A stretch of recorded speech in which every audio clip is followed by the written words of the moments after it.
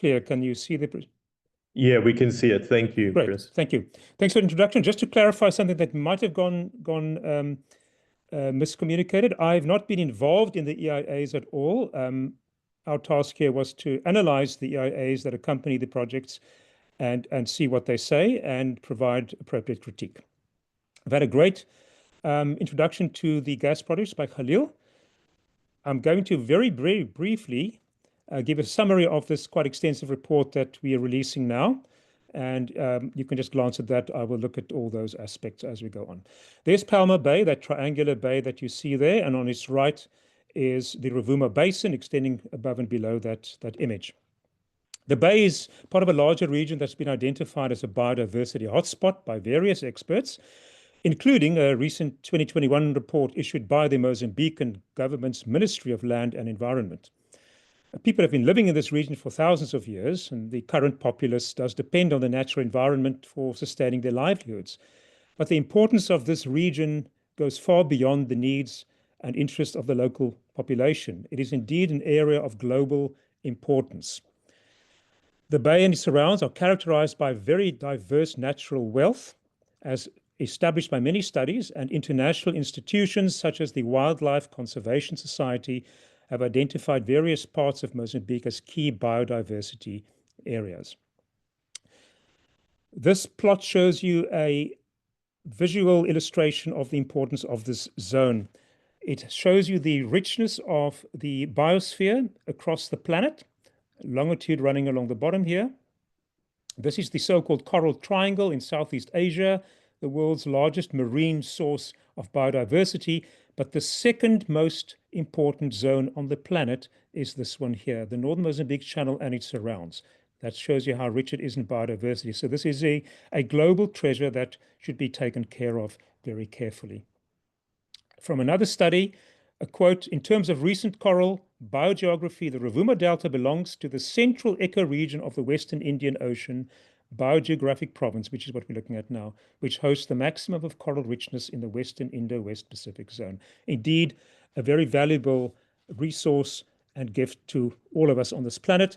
The groundbreaking studies of the value of ecosystems by De Groot and others over the last 20 years have placed the value of just the coral reefs alone in this zone here, where we are looking at 100 billion international US dollars per annum.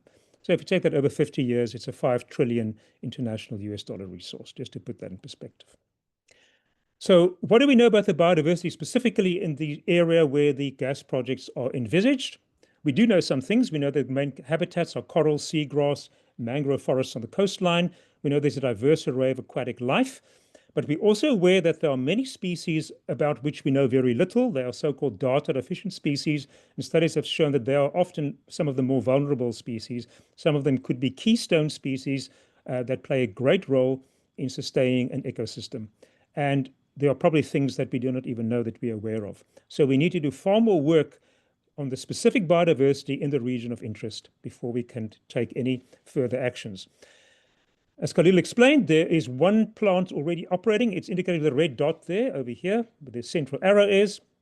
This gives you an idea of the scope. So there's Palmer Bay right over there, which we just looked at now. This is about 50 kilometers offshore. The second floating plant, Coral North, is planned to be located more or less over there. The circles you see here are the declared areas of direct influence as stated in the formal environmental impact assessments of the projects. They are huge. The diameter of the largest circles would be roughly 100 kilometers, and these specifically speak about air quality, noise, and illumination as having a direct impact on the life in that zone. Also, to give you an idea of the scope, so the two largest projects will process the gas to liquid natural gas on shore, but they will be drawing the gas from a vast array of pipelines, which you can see indicated here. So here's kilometers in extent, 60 and upward gas wells, and then all the pipelines running here. You can imagine what devastation that will cause to this extremely sensitive region. I'm going to summarize very briefly some of the impacts that we have uncovered, local, regional, and then global impacts.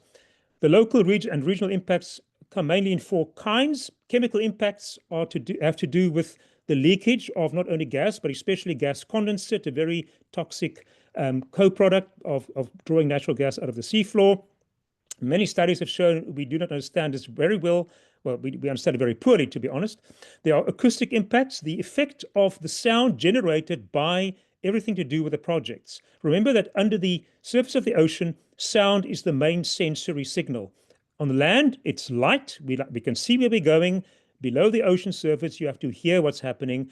And if there are immense acoustic impacts generated by the operation of these plants and the preparation thereof, it has an extraordinarily sharp impact on the local marine life. Physical impacts relate to all the civil engineering, if you like, that will have to be done to put all those pipelines down there. 12 million cubic meters of waste material just by laying the pipelines. If you look at the report in detail, you will see what these numbers are. Then something that's often dismissed or people are not even aware of, the impacts of alien invasive species. So to explain what that means, ships have to go to the processing plants, whether they're at sea or on land, and load liquid natural gas. For Coral South, the operating plant, the plant itself is 430 meters long, this floating plant. The typical LNG carriers now are 300 meters long. They have to berth alongside that plant. And in order to do that, they have to be very stable. So when ships travel across the ocean, they increase their stability by loading ballast water. And then when it's appropriate, they release the ballast water. And there's a huge risk that these ships, 15,000 ship visits in total over the 25-year projected timeline of these 4 projects, 15,000 ship visits, they can release an unfathomable amount of alien invasive species there. And I'll show how important that is in a few slides. Just a quick illustration of the acoustic impact. At the top in color, you see the range of hearing of various marine creatures. At the bottom in gray, you see where all these activities will generate sound. So the ones I've highlighted are the ones appropriate for these projects, large ships over there at the top, then oil and gas operations, and the dredging, which will happen in the first few years. And you can see that the sound levels generated overlap exactly with the sensitive areas for life. An analysis of 500 studies of detailed aspects of acoustic impact on animals has these frightening results. And you can follow this in the report in more detail. So between 81 and 94% of studies, so this is the number of studies done, there's more than 500 analyzed here, showed a significant impact on these various marine creatures.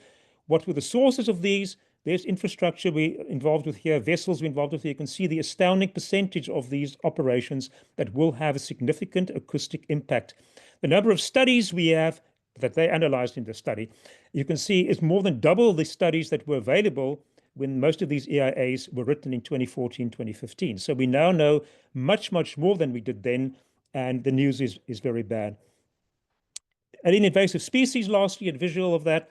So this very interesting study that came out just last year shows you the impact of invasive species coming from elsewhere on the planet and suddenly getting dumped through the reef of ballast water in the zone. The color shows you how vulnerable the local ecosystems are. And of course, red, as you can expect, is most vulnerable. I do not have time to explain what these things mean, but you can look it up in the report and in the paper down below. But you can see that the zone where we are seeing this activity planned is one of the most vulnerable, high, deep red, very vulnerable to the effect of alien invasive species. Vulnerable means that extinctions occur. There is a quote from another study, well, from the same study, sorry. Marine vertebrate populations have halved in the past decades, and invasive species are a major driver for this loss. Another study has indicated that 40% of extinctions, species extinctions in the ocean, are the direct result of alien invasive species. Imagine what 15,000 ships visiting this zone over 25 years will do to the ecosystems. Global impacts, I'm going to have to summarize that just with one thing. This is one of the most serious emissions in the EIAs, and all of them, there's no mention of the Scope 3 emissions. What is that? I'll explain. If all the gas earmarked for extraction in the project documentation, the official documentation, if all of that gas is extracted, processed, sold, and burned, that would add 4.5 gigatons of CO2 equivalent in greenhouse gas emissions.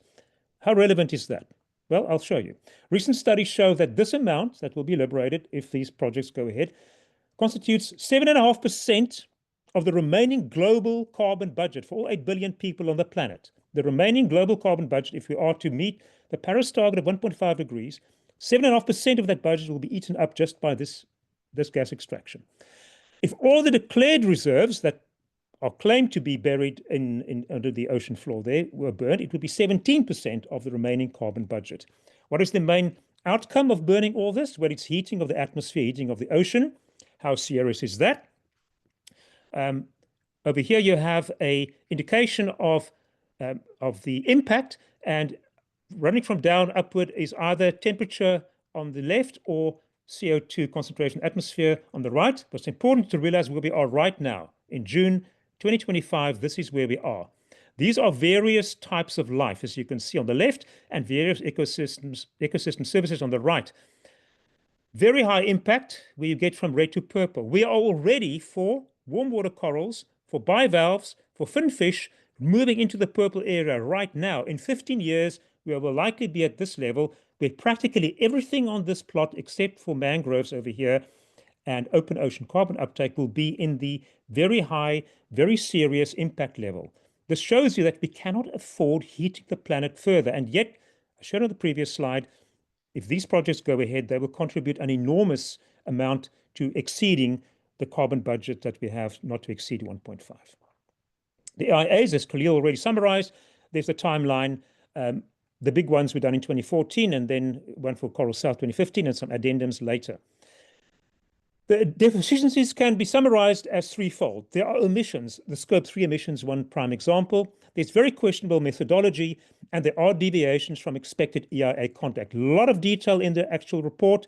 I'm going to focus on a little bit because time is short. Emissions, mainly there are no mention of the Scope 3 emissions, which are the most important greenhouse gas aspect of the emission aspect of the projects. I'll show a bit about the methodology just now, how the severity of individual impacts is assessed, and then deviations from expected EIA conduct, especially in terms of handling cumulative impact. Another thing that is widespread throughout all the EIAs is the use of this phrase, and that has to do with mitigation. So let's say they know harm will be done to something if action A is taken. They say, well, we'll avoid action A to the extent possible or practicable. Now, what does that mean? If it's going to cost $10, that means it's no longer practicable. And this flows throughout all the EIAs. It's a huge loophole that has been left to say, well, if we think it's not practical, we won't apply the mitigation. Huge flaw in the EIAs. Puzzling conclusions. Here's a chart from one of the EIAs, the Coral North EIA, that's not an operational plant yet. And it shows you the acoustic impact from the ship thruster noise. I mentioned earlier that for the floating plants, 300-meter long LNG carriers have to berth alongside this floating thing in the ocean. They use thrusters to make sure there's not a collision. The sound generated in the sea by these thrusters is immense. This is the 180 decibel standard 1 meter sound. If you're 100 meters away, it will drop to 140. So even 100 meters away, it's still an immensely loud sound, which will be happening all the time in that zone. And yet, the same EIA assesses the effect of noise on marine fauna as minor, right? If you look at the old EIA, you'll see the context of reduced means you don't have to worry about it. Then finally, cumulative impacts, which is the combined effect. If you owe someone $100, you say, well, it's not too much. But then there's someone else you owe $100 to. If you're 100 people you owe $100 to, you're actually 10,000 rands in debt. So if an individual impact seems okay, you have to remember that the combination of these impacts is what is felt by any organism. And that is seriously underrepresented in these EIAs. It's both the combined effect and the accumulated impact over many years that has to be taken into account. This is standard best.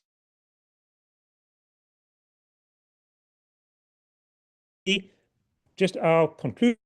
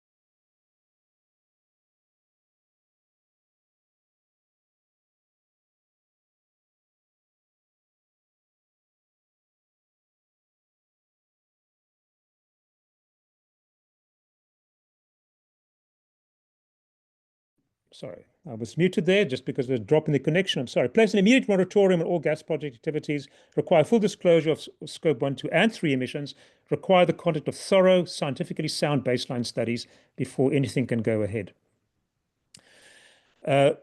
Make sure the cumulative impact assessment is properly done and therefore withdraw support from these projects and require that any development is permanently stopped should there be evidence of a reasonable risk that the gas exploitation will result in irreversible harm to any of those aspects. Require that the project activities, if they do go ahead, are monitored and assessed for environmental and social impacts by an independent team. Again, reasons for that highlighted in the report. Thank you for your attention. I am happy to take questions at the end.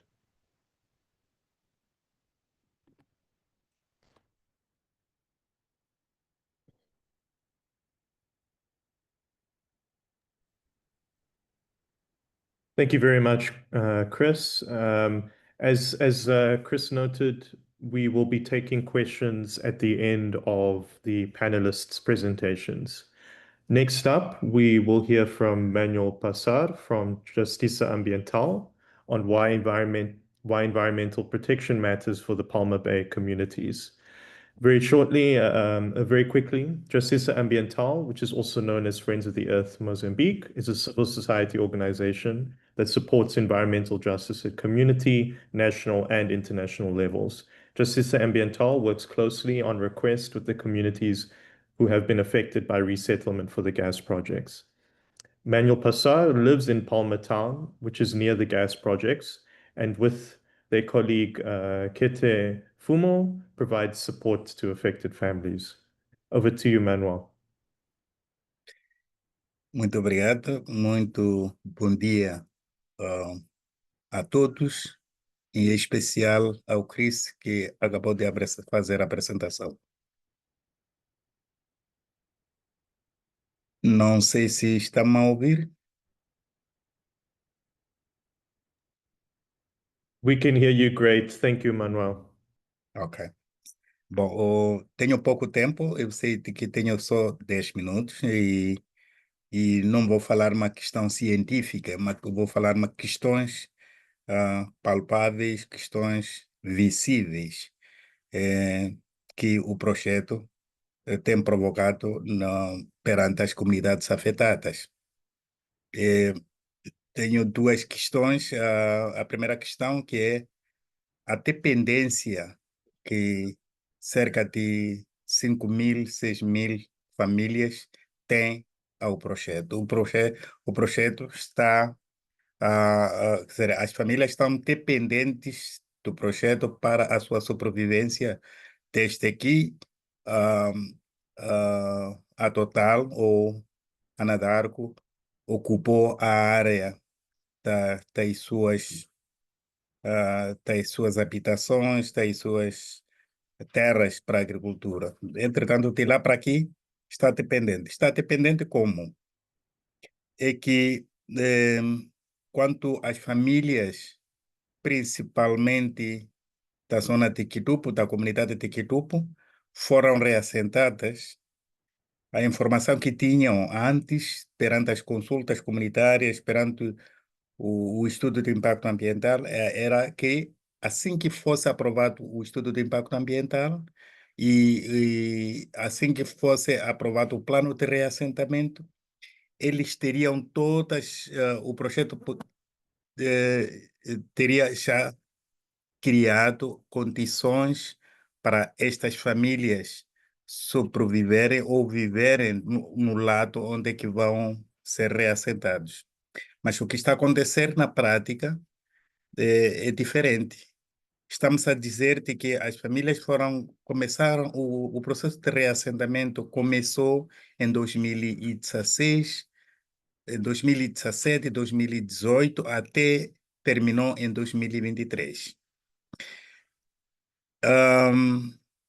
Aquelas pessoas reassentadas, a sua fonte de sobrevivência é Machamba, acesso ao mar. Machamba, pesca. Machamba, pesca. Entretanto, essas coisas estão condicionadas pelo projeto. Nós temos, neste momento, cerca de 704 agregados familiares só na comunidade de Magancha, onde as suas terras estão dentro da área do Duarte, que há 4 anos não estão a ser cedidas terras de substituição. Mas também temos 643 famílias na comunidade de Quitupo, que é a comunidade que foi reassentada, que estão à espera desde em 2018 de receber a terras de substituição, que ainda não tem a terra de a maior parte das pessoas ainda não receberam.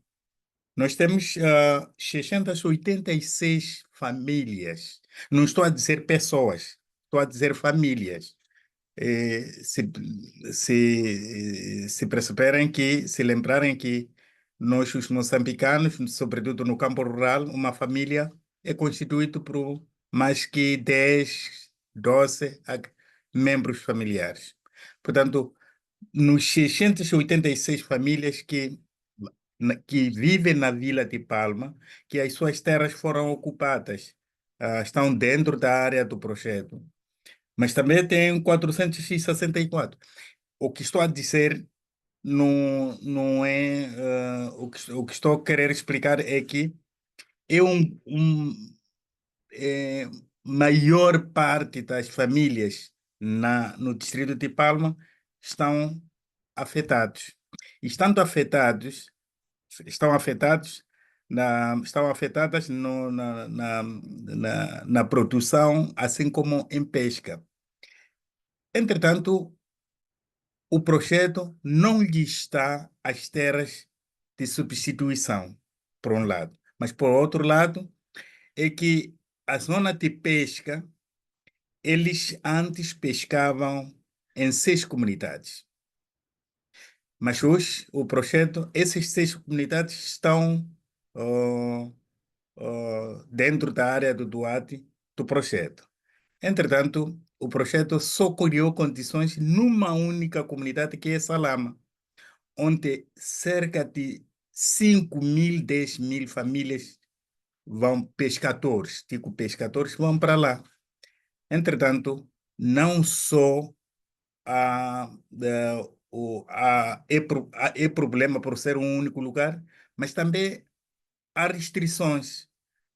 O projeto diz que os pescadores têm que entrar às 7 horas e têm que sair o mais tratar às 3. E os pescadores estão a reclamar. Obviamente é que esse tempo é pouco. Para além de eles teriam dito que o projeto haveria de criar condições, tanto as embarcações possíveis, as embarcações e outros equipamentos que poderiam pescar ao mar. Mas foram soltados, estamos a dizer, a cerca de 12, 10.000 pescadores, só foram entregues oito embarcações e pequenos que não vão até ao alto mar, que não vão ao alto mar.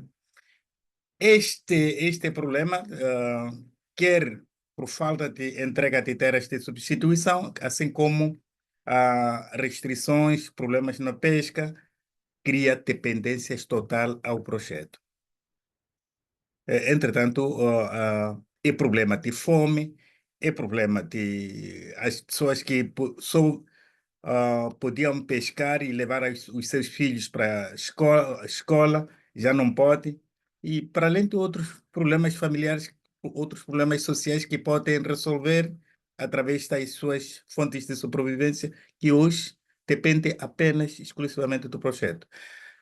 O projeto já teria dito perante as consultas públicas que naquela zona onde estão interditas em pescar, entretanto, estaria a pagar mensalmente a cada família 25.000 meticais, a 20.000 meticais, dependendo do tipo de embarcações ou do tipo de pesca fazia.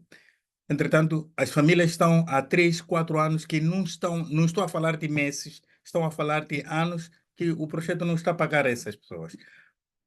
Sinceramente, como é que as pessoas vão sobreviver? Portanto, o projeto acabou, sim, alcançando os seus interesses de ocupar a terra, o plano de reassentamento aprovado em 2016, o estudo de impacto ambiental aprovado, já ganhou o que pretendia e tudo aquilo que prometeu e tudo aquilo que está no plano de reassentamento está, não está sendo cumprido. E em cumprimento disto, aí traz problemas de fome, problemas sociais, vários outros problemas.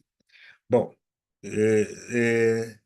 estava a falar da dependência em que este, mas o outro problema é o risco ambiental. Quando eu digo os riscos ambientais, estou a referir aqueles problemas em que ambientalmente não justifica que um projeto daquela dimensão esteja a praticar.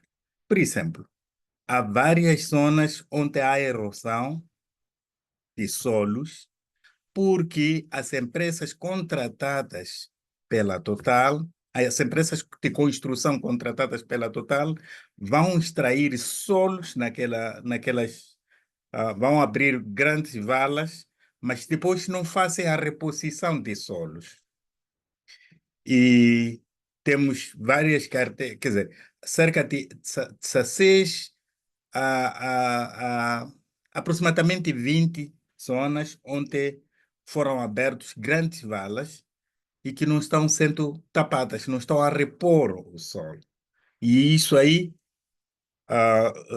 traz problema de erosão, traz problema de acumulação ou águas estagnadas, onde param, já são charcos que provocam mosquitos e outros problemas. Uma das valas que está numa comunidade muito próxima da vila, morreram lá duas crianças, porque era o costume de ir brincar ali e acabaram morrendo duas crianças. Uma outra vala, no ataque que aconteceu em Palma, no dia 21 de março, ah, muitas pessoas foram levadas nas aldeias pelos insurgentes, acumularam naquela vala, ficou a torturar. Portanto, ah, este problema parece ser pequeno, mas é um risco maior. Quer o projeto, quer o governo do distrito, o Serviço Distrital de Planeamento e Infraestrutura, ninguém tem um plano ou ninguém obriga, ou ninguém impõe para que aquelas empresas de construção que extraem solo naquele sítio venham fazer a reposição de solos. E isso constitui um problema. Ah, a empresa, o projeto contratou uma fundação chamada EDEN e solicitou uma parcela na comunidade de Senca, numa lagoa. Lagoa onde há anos as famílias produziam lá, aproveitavam a água daquela lagoa, produzindo hortícolas, lavando roupa, fazendo irrigação. Mas neste momento a lagoa está na iminência do seu desaparecimento. Por quê? Aquela fundação está lá a usar água em quantidade para irrigar os vasos, quer dizer, eles produzem árvores de frutas para vender ao projeto, né? Entretanto, usam maior quantidade de água. E não só, é que todo o lixo que aquela empresa produz, areia, plásticos, palhas, todo aquele lixo produzido por eles, tornam naquela lagoa. Nós já reclamamos isso ainda por escrito, mas que até agora continua. E a lagoa está a desaparecer. Estes e outros são problemas que, de forma fixa. Entretanto, um outro problema que é maior é quando eu falava de pesca, não mencionei a questão de dragagem. Não só restrições em termos do tempo, não só o falta de pagamento, não só falta de empregações, mas também naquela zona mesmo que foram dados, que é na zona de Salama, que foram dados os pescadores, é lá onde é que estão os navios a fazer a atracagem. Portanto, estão a mexer toda a água, estão a poluir aquela água e dificilmente aqueles pescadores conseguem apanhar alguma coisa. Bom, como eu disse, só tinha 10 minutos, mas o que estou a falar não são coisas científicas, mas são coisas práticas que se vê no lugar e que, de certa maneira, traz constrangimentos enormes para as comunidades e provoca fome, provoca vários outros problemas e falta de insegurança alimentar. Muito obrigado, Manuel Passar, mas sempre que tiverem alguma pergunta ou alguma questão de saber, que queiram saber, estou disponível. Muitíssimo obrigado.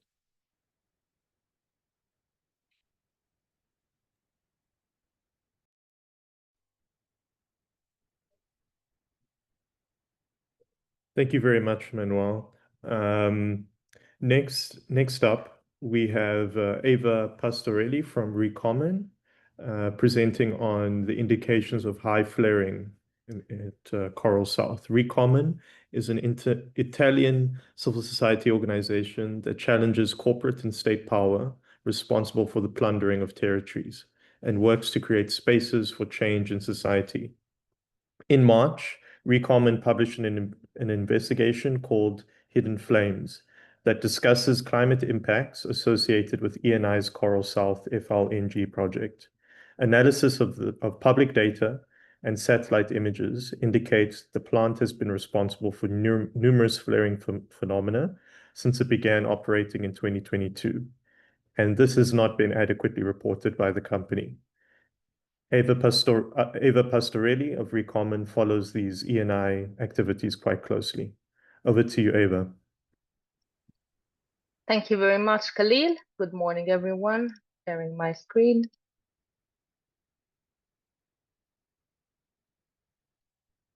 Okay, I think you might see it. Here it is. Okay, so as Khalil was saying, today I'm presenting the findings of Hidden Flame, which is the report published by Recommon in March 2025 that reveals how ENI, Italy's biggest oil and gas corporation, has systematically underreported the true extent of greenhouse gas emissions from its operation in Mozambique. So as Khalil was saying, through satellite imagery analysis and public data examination, this investigation uncovers numerous flaring phenomena that goes far beyond what ENI has officially reported.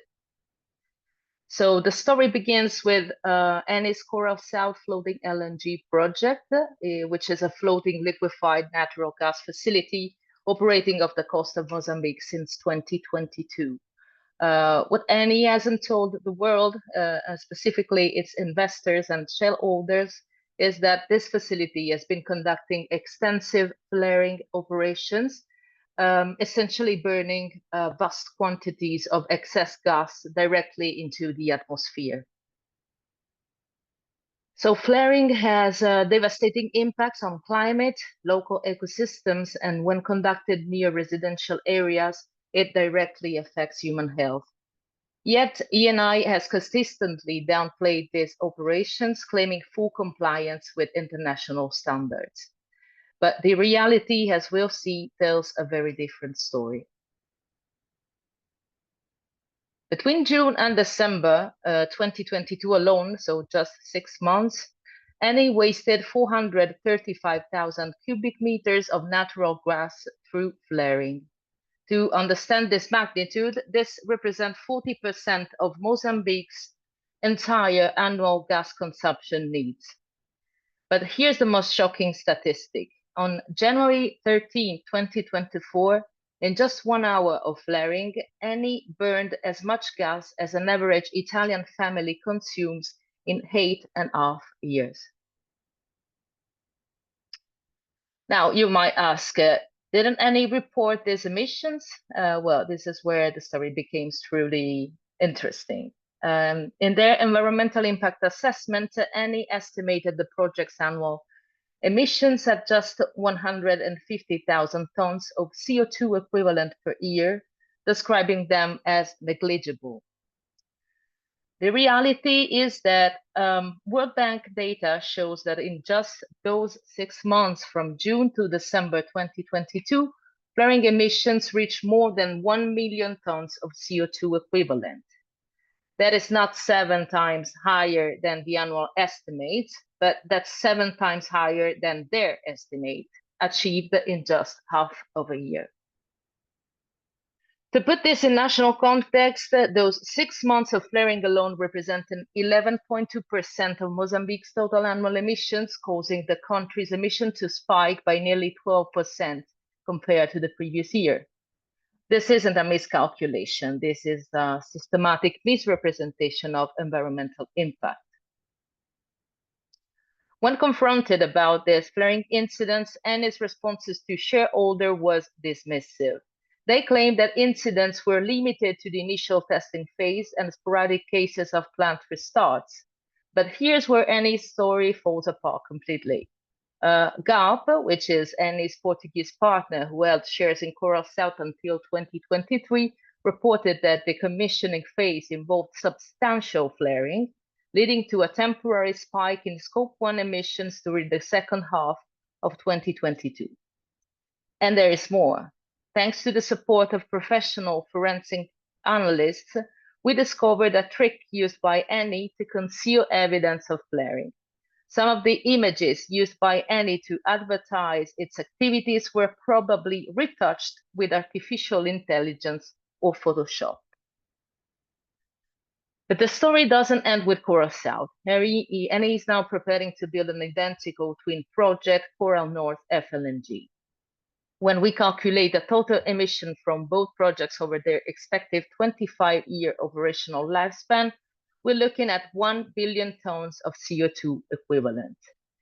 Eni is currently seeking billions in financing for Coral North floating LNG from private and public financial institutions, including Italy's SACE, Intesa Sanpaolo, and South Korean development banks.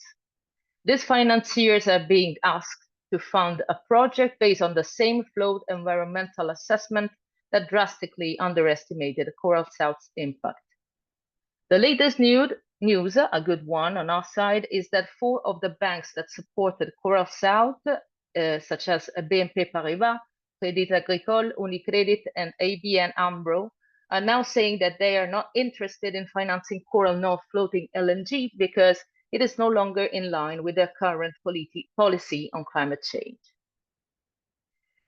Going to the conclusion, the pattern seems clear to us. Eni misrepresented its environmental impacts, operate with massive emissions to harm global climate goals, and delivers no energy security to either Italy or Mozambique. And the hoax is that Eni's gas project in Mozambique could be supported by the Mattei Plan for Africa and the EU Global Gateway, both strategies that seem to be directed towards the appropriation of natural resources and the defense of Italian and European interests in strategic infrastructural and energetic corridors. All this with the use of public funds, privatizing profits and socializing losses. Thank you very much. Over to you, Khalil.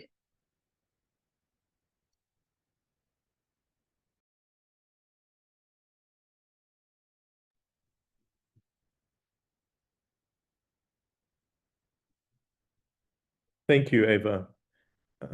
Next up, we will hear from Kete Fumo from Justiça Ambiental on why this report matters. Kete Fumo is with Justiça Ambiental, as I mentioned, and has been working with Manuel Passard closely to support the gas-affected communities in Cabo Delgado. Kete also works with gas-affected communities in Inhambane and on a number of other environmental justice concerns in Mozambique. Over to you, Kete.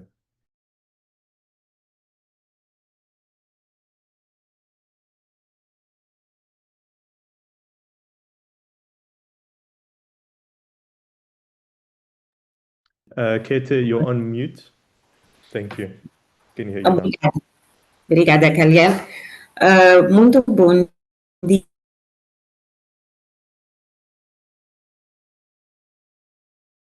dia a todos. Eu tenho estado a trabalhar junto às comunidades afetadas pela indústria de gás e petróleo em Moçambique. No caso específico destes projetos em Cabo Delgado, é bastante preocupante como cidadã moçambicana ouvir as conclusões iniciais da análise que foi feita pelo Dr. Cris. Hoje nós estamos a falar de 4 projetos que um dos quais já está a decorrer na bacia do Rovuma. Moçambique é dos países mais vulneráveis às mudanças climáticas em África. Isto já é subejamente sabido pelos cidadãos moçambicanos, dada a nossa vulnerabilidade diante dos ciclones e também das secas cíclicas que têm acontecido no nosso país. Entretanto, nós temos visto iniciativas governamentais que têm buscado se consolidar como polo energético a nível da África Austral, o que é bastante preocupante, porque enquanto temos esta narrativa governamental que se posiciona como um polo energético e que busca possibilidades de transição, uma transição sustentável em face ao combate às mudanças climáticas, e ao mesmo tempo consolidar-se como este polo energético, como este centro de transição energética, é preocupante e contraditório diante da vulnerabilidade climática que o nosso país tem vindo a demonstrar nos últimos anos. Daí que temos visto vários projetos de iniciativa de criação de centrais energéticas com base no carvão de teto numa altura inicial e atualmente no gás natural. Entretanto, tomar este posicionamento é bastante arriscado, uma vez que existem estudos que indicam que o gás natural não é uma energia de transição, uma vez que o metano, já se comprovou que o metano que é emitido neste processo de exploração de gás é 80 vezes mais poluente que o dióxido de carbono.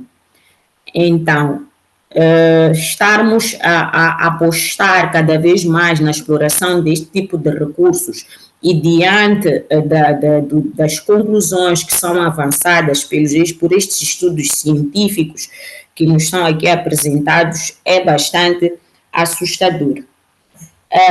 Nós tivemos em 2019 2 eventos climáticos que foram bastante intensos e agressivos, que estou a falar do ciclone Idai e também do ciclone Kenneth. Foram 2 ciclones bastante potentes, bastante agressivos. Nós tivemos mais de 3 milhões de pessoas afetadas, se combinarmos os impactos destes 2 ciclones, devido a este aumento naquilo que é a exploração de combustíveis fósseis.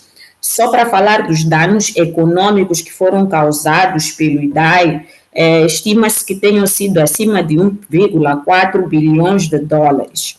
Ou seja, e até hoje, o ciclone foi em 2019, há cerca de 5 ou 6 anos, mas só até hoje as pessoas vítimas do ciclone Idai continuam a viver em situação de extrema vulnerabilidade, e já tivemos vários outros ciclones mesmo depois deste. Ou seja, continuarmos como país a concentrar os nossos esforços de desenvolvimento, nosso modelo de desenvolvimento baseado no extrativismo, colocará mais em risco as comunidades, além de colocar mais em risco as comunidades, aquilo que são os nossos esforços para sair da pobreza estão sendo no sentido contrário, porque ao invés de conseguirmos algum lucro efetivo com base na extração de recursos, o que vamos fazer é estar em todo momento a investir em estratégias de recuperação após ciclones.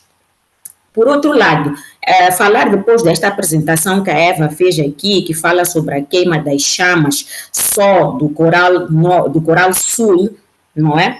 É preocupante porque isto demonstra como a combinação dos 4 projetos na bacia do Rovuma, que está no Oceano Índico, também irá contribuir para o aumento do nível de aquecimento das águas do oceano.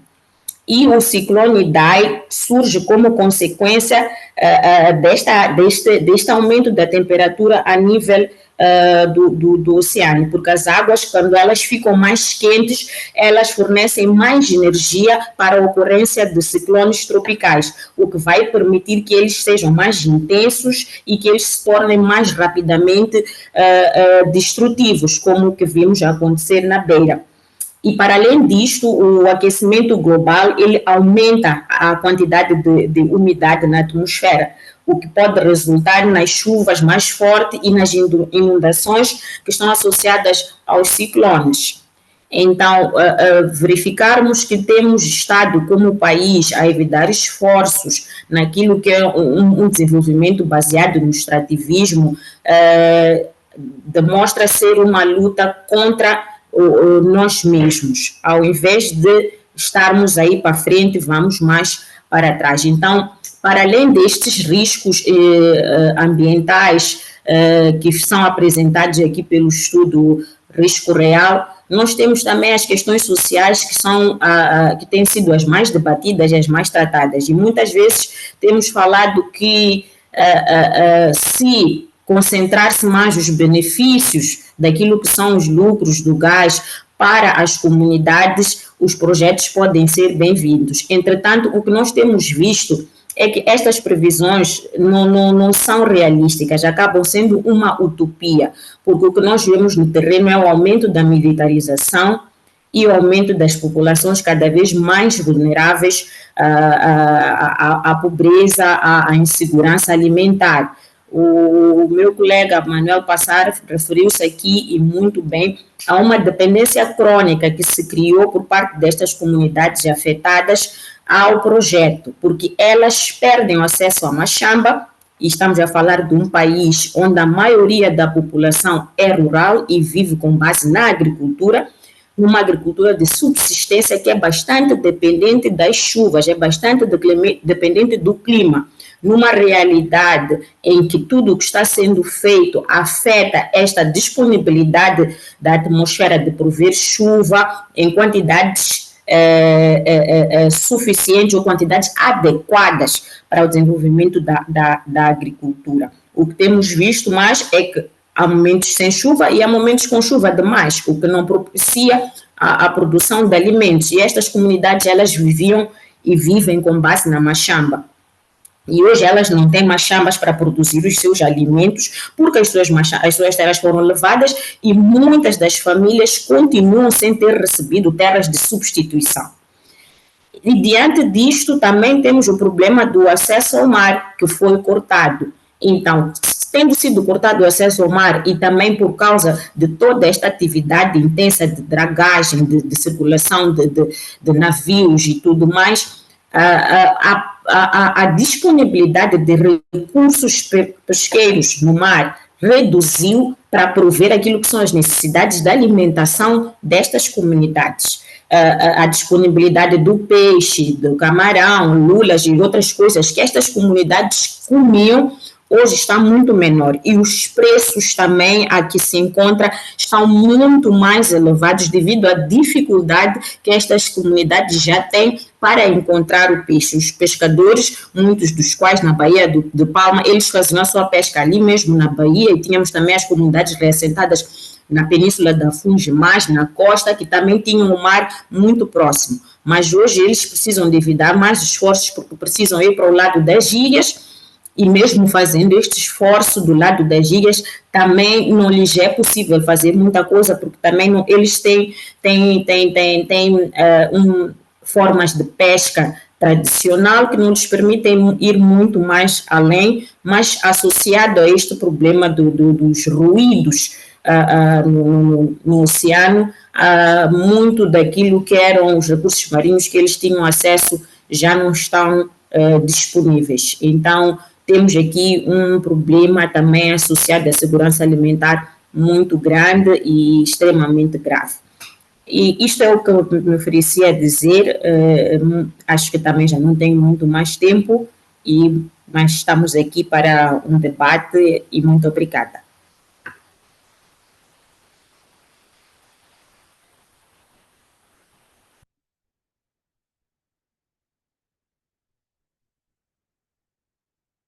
Thank you so much, Kete. Next up, I'll very briefly, because I've noted that we are running a little bit over time, very briefly speak about why the Fair Finance Coalition has gotten involved in this work, why we've partnered with Justiça, Ambiental to help amplify their research work on gas exploration in Mozambique.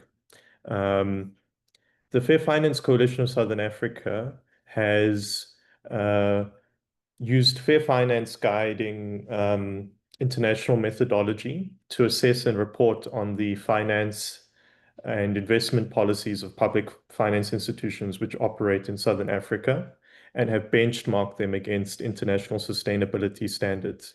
And what we found is that gas, whilst it's currently being considered a viable transition fuel in the just energy transition in South Africa and more broadly the African context, it actually isn't a viable fuel, and I'll get into the reasons why.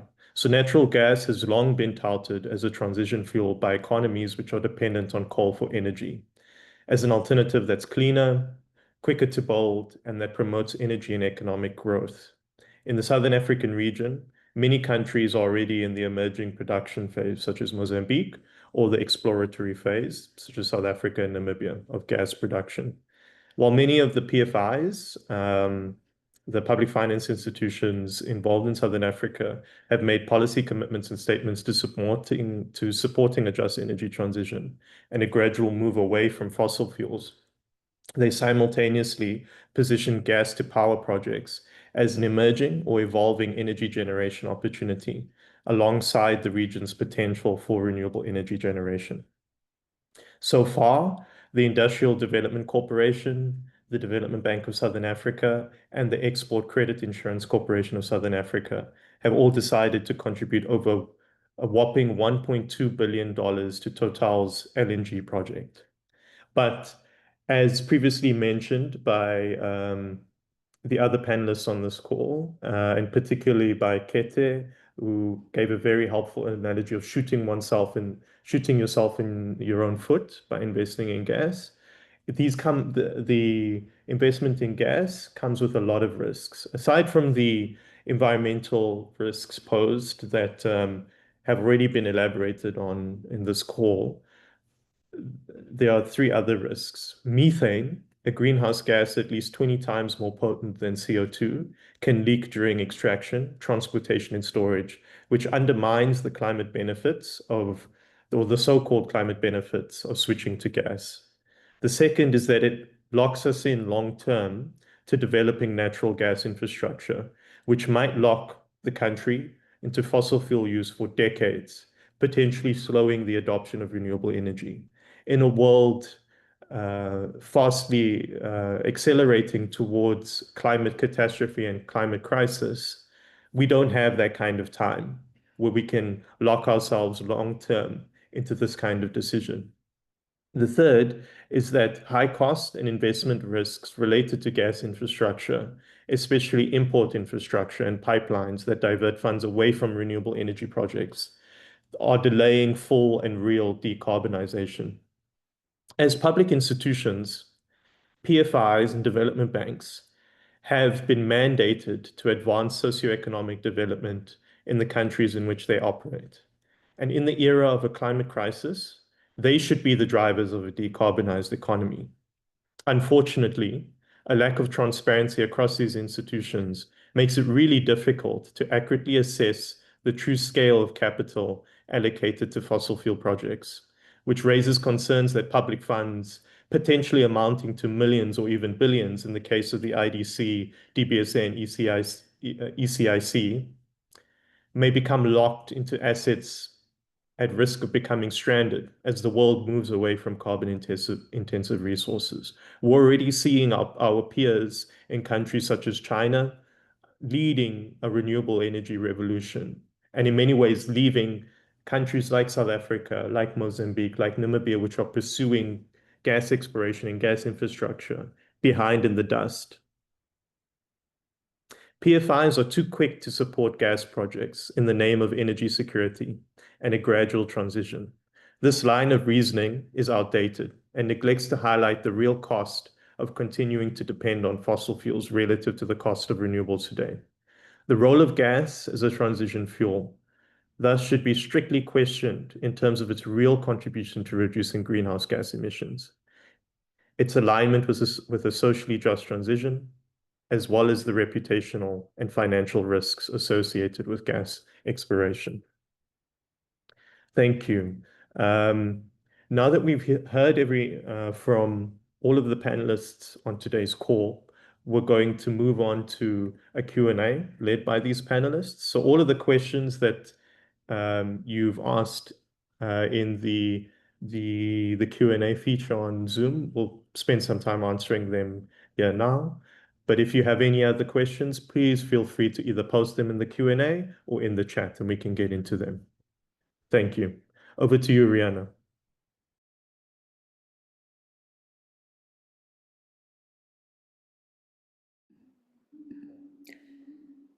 Hi, Khalil. Thanks very much. I maybe would like to ask if there are any particular questions. There was one earlier that maybe Chris could speak to. I'm just bringing that up, Chris. So this was more about the repercussions and what the I'll read the question actually. The condition for implementing the oil gas exploration project in the Rovuma Basin was the EIA. Now there are also possibly new environmental impacts, and can we talk to whether there is room to actually ban gas exploration? Chris, would you be able to? Thank you for that question. Thanks for reading it out again, Rihanna. Look, the question as you've posed it now surely depends on various points of departure. Is there room to ban gas exploration? It depends on what one's priorities are.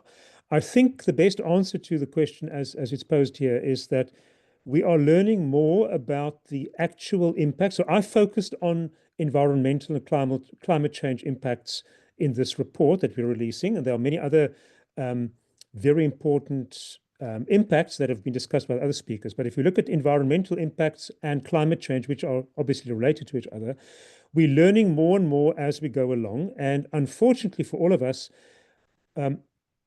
everything we're learning is pointing towards the impact of a heating planet being worse than we thought a year ago, even worse than we thought 5 years ago. The more information we gather, the worse the outcomes appear to be, not because we want them to be worse, obviously, but because we're just getting a bigger picture. And there are various previously unseen impacts that we're now becoming aware of. Something that's highlighted in the report as well is the problem with nonlinear systems.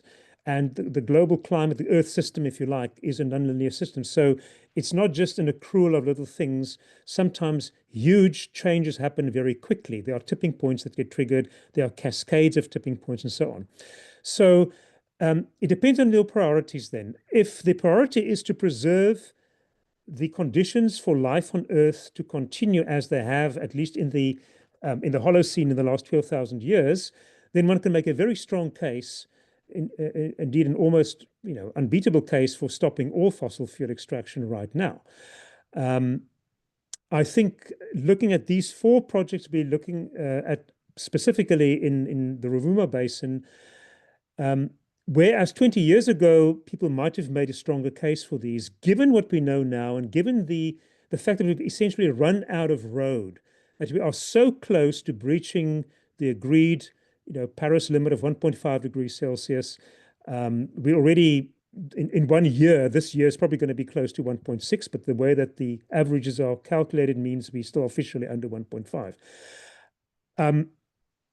the case against further extraction is getting stronger and stronger and stronger as more scientific studies emerge. Something that's been very visible in the last few weeks alone is that leading scientists who have contributed to the IPCC science reports, the scientific part of that, are coming out and saying we've been too conservative. We've been too conservative, that the IPCC picture is actually too conservative that has been presented so far. So I'm not sure if that answers the question, is do we have enough grounds to ban things? Things depends, again, as I said, on your priorities, but we definitely need to look more carefully than before at what the real risks are, not only for the Rovuma Basin, but globally. I hope that answers the question. If not, please keep on asking. Thanks, Chris. And I think the thing we have to keep remembering is the projections of demand for LNG are also very low.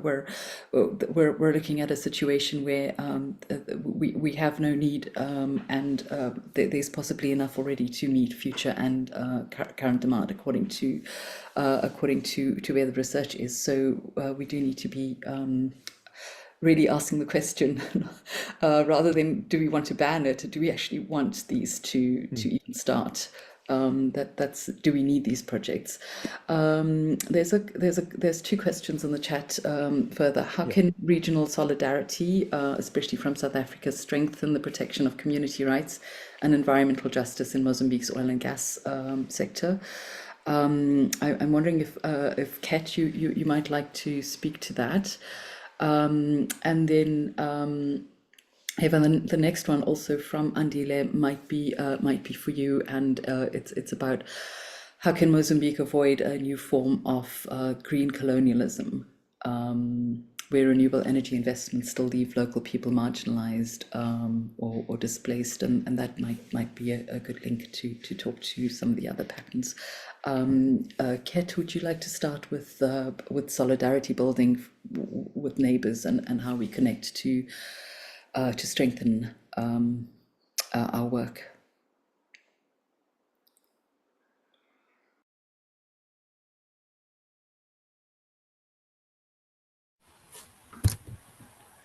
Alô, sim, estou aqui. Bem, a solidariedade é o que nós mais precisamos neste momento. Estamos com uma crise humanitária em Cabo Delgado. Estas mesmas comunidades que são afetadas pela indústria do gás também são afetadas por uma militarização cada vez mais crescente, e expormos tudo aquilo que está a acontecer no terreno é bastante importante para que se avalie de forma consciente se vale a pena continuarmos a investir em um combustível que tem trazido este tipo de impactos para uma comunidade que já é tão vulnerável. Nós temos uma campanha a nível da Justiça Ambiental, que se chama Stop Moss Gas. Através do nosso website vocês podem ver lá os trabalhos que têm sido feitos, alguns testemunhos das comunidades. Entrem em contato conosco para que possamos amplificar esta campanha, expor aquilo que as comunidades têm passado, de modo a que uma onda de solidariedade cada vez maior possa proteger o pouco que ainda resta a estas comunidades que já têm sofrido bastante, sem mesmo antes que todos os projetos estejam operacionais. Obrigada.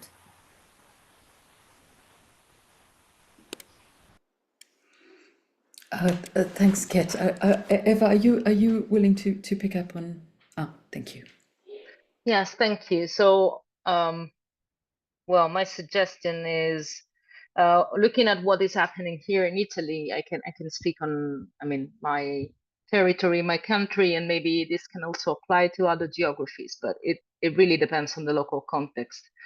So the question was related to how can we stop green colonialism, which is another form of colonialism, by substituting fossil fuel with solar energy and wind farms and other renewable energy sources.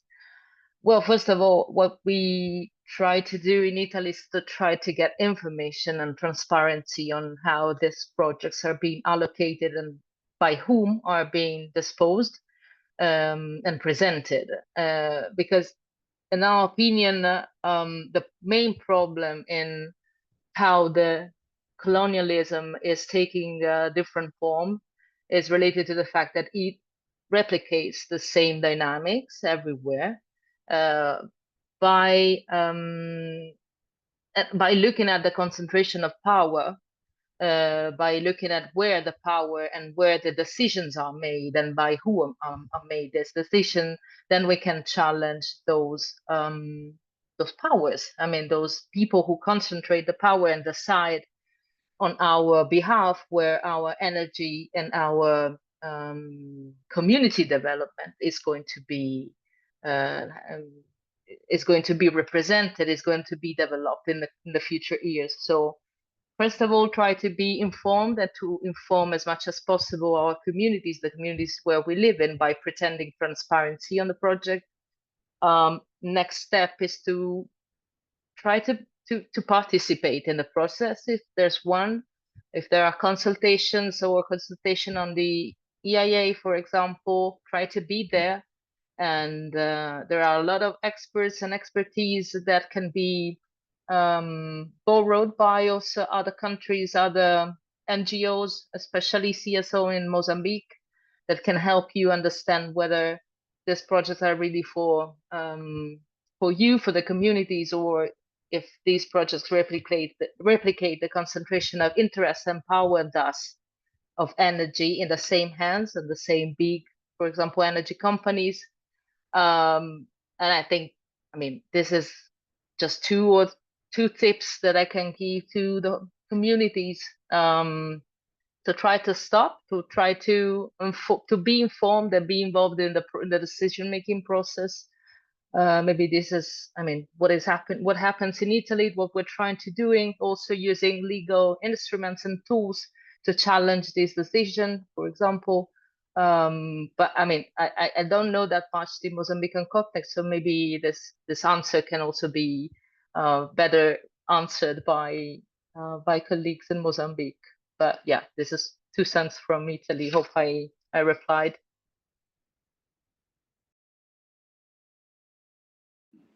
Thanks a lot, Eva. Ket, is there anything you would like to add to that, in terms of, and also I can maybe talk a little bit about the Stop Mars Gas campaign, which is working, which is a very small coalition, but we're working to alert particularly financiers about the impacts of these 4 gas projects in Cabo Delgado, and building up connections and links through that. But as you see, some of the companies, the companies have projects that have impacts not just in Mozambique, but in other, and with similar issues in other parts of the world as well. And I think the one very notable one is just up north, the ECOP project, which is impacting so many communities across such a vast area of land, and that is also a Total Energies led project. So the connections and the links, I think between all of us working to expose these problems is very important for not just for our own countries. I see a question asking for a bit more information on the impacts of the ships and enormous increase in marine traffic, but specifically from the LNG carriers we're expecting. And there again, the information is variable, but we're looking 4 to 6 large LNG carriers per week, with 4 projects running, and it could be a lot more if the projects expand to their full capacity, as stated in their plans. Chris, would you like to talk a little bit more to the impact of marine traffic? Yeah, sure. Thank you, Ron. I was busy typing a little response. There are a few answers already, but I'm happy to do that. It's easier now, verbally. Yes, as Rihanna just highlighted, the project documentation itself indicates that there will be approximately 15,000 ships visits in total over 25 years if the projects do go ahead as planned, for the current capacity that is planned of producing LNG. And so each of them would be roughly 300 meters long. They would have two impacts. I was busy typing out. The one impact is they would bring in alien invasive species into the zone. And the second impact would be as they dock either on shore or at the floating plants, there would be a lot of maneuvering going on because they're obviously immensely large vessels. And for them to be able to, in a stable way without causing collision, get where they should be, requires a lot of use of the thrusters. So that would be an immense acoustic impact. And these are very, very loud engines that have to run for a long time to keep the ship stable. So those two main impacts would be there. During the preparation phase, if they do want to dig all these wells and put in all the pipelines, there will be up to 100 vessels in the ocean, drilling wells and laying pipelines as well. But that will be for a period of 1 or 2 years. The biggest impact, as far as I can see, would be from these repetitive visits, up to maybe 15 a week, of these large carriers coming into the zone, coming in and leaving all the time. So the soundscape in that zone will be terrible for marine life. Rihanna, am I answering? I'm just not sure I missed part of your question. Is that picked up, or was there anything further? Yes, I mean, I think that's important, and I think again the cumulative impacts becomes quite a lot clearer with shipping, because they talk quite there's quite a lot of glib talk about marine mammals being able to avoid one ship, but when you're looking at that many ships in a small space, the acoustic impact is phenomenal. So.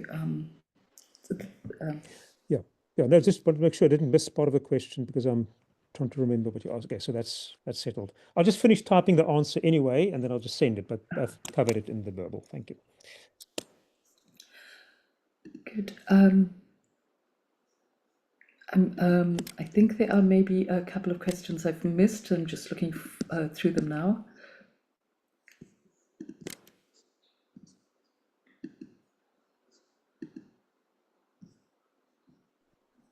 They've all actually been answered, Rihanna, Okay.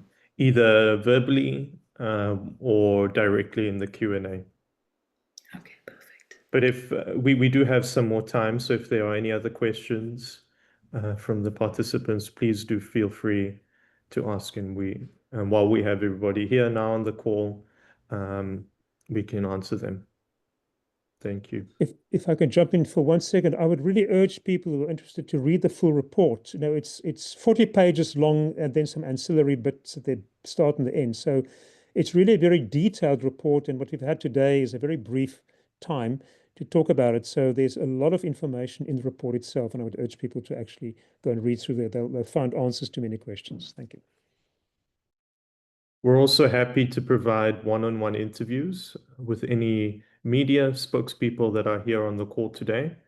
Please feel free to reach out to either myself, Siwe, she'll be posting her email in the chat now, or Rihanna, and we can connect you to the right people. Thank you.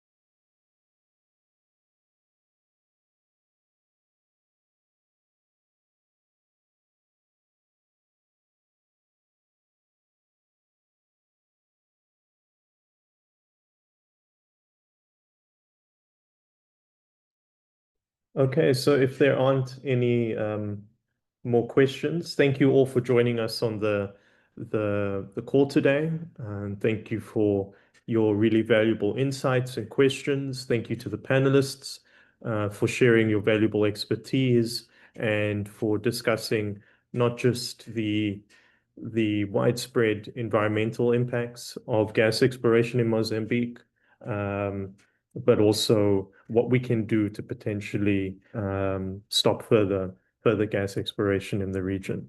I'd also like to thank our translators and interpreters, Lucia and Edvaldo, who have been very diligently and expertly interpreting simultaneously into English and Portuguese. We really appreciate your work. Thank you. Yes, Chris.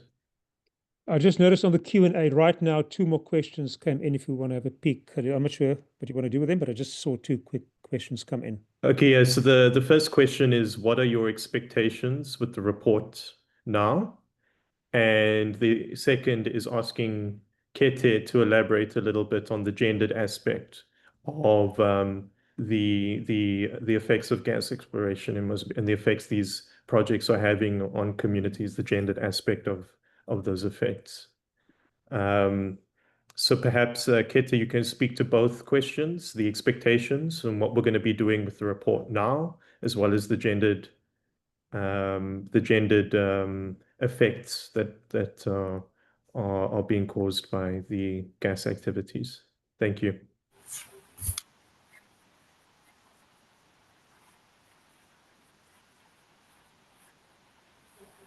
Obrigada. Bem, relativamente às questões de género, a forma como este projeto tem impactado a vida das mulheres ao longo do seu percurso é bastante visível.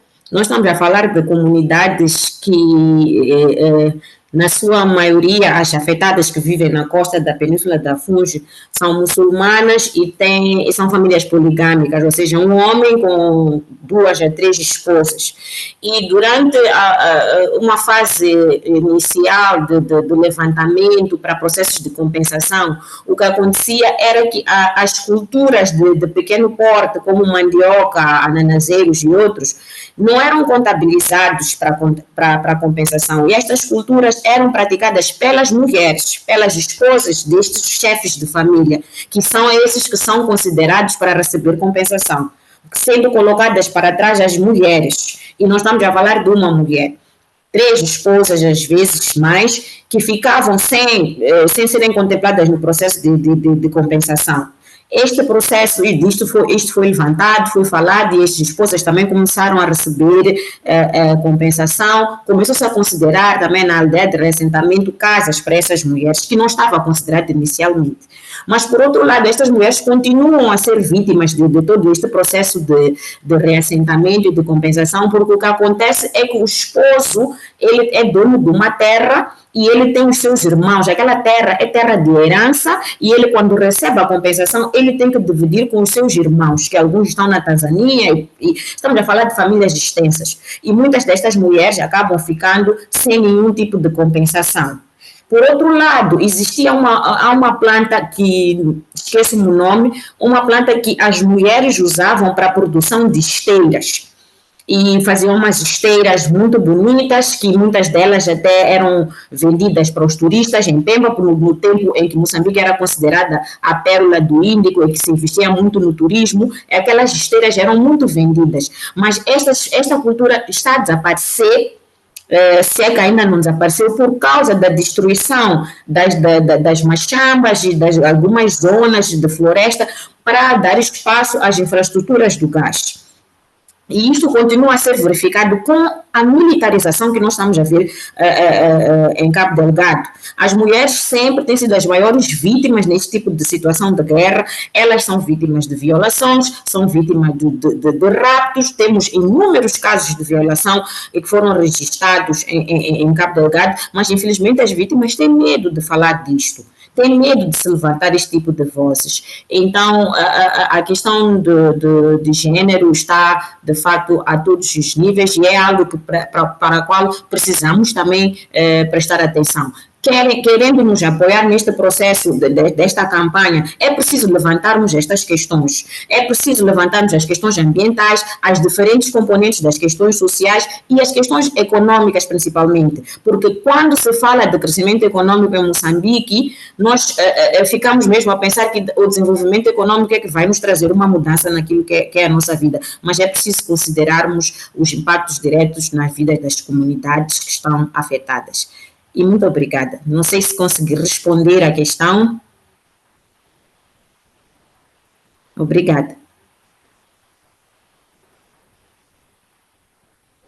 Thank you, Kete. Yes, you covered both questions expertly. Thank you for elaborating in more detail on that point.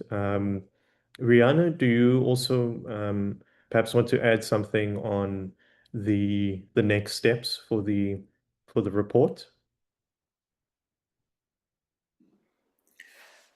I mean, I think it's been very interesting going through the process of looking looking through all of the revelations that Chris has brought out, but the flaws in the EIA, in these EIAs, don't stand alone.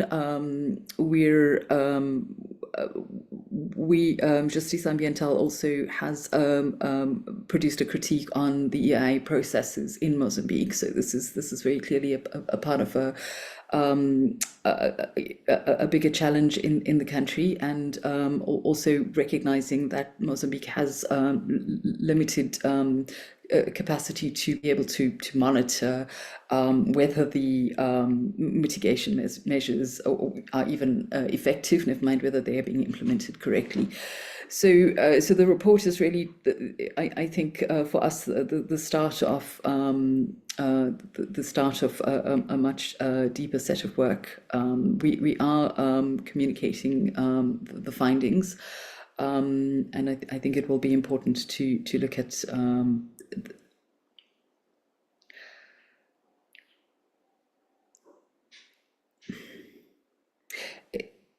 it's a complex conversation, and definitely it's going to be important to keep talking about what we do, to challenge the idea that industry can take lands, can impact peoples, can hurt nature, and for benefits that are not helping the host country.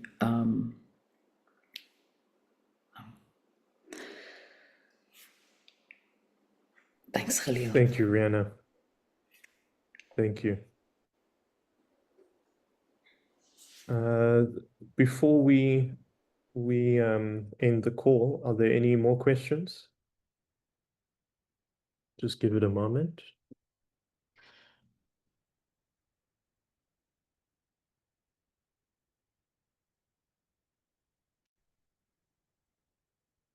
No. Okay.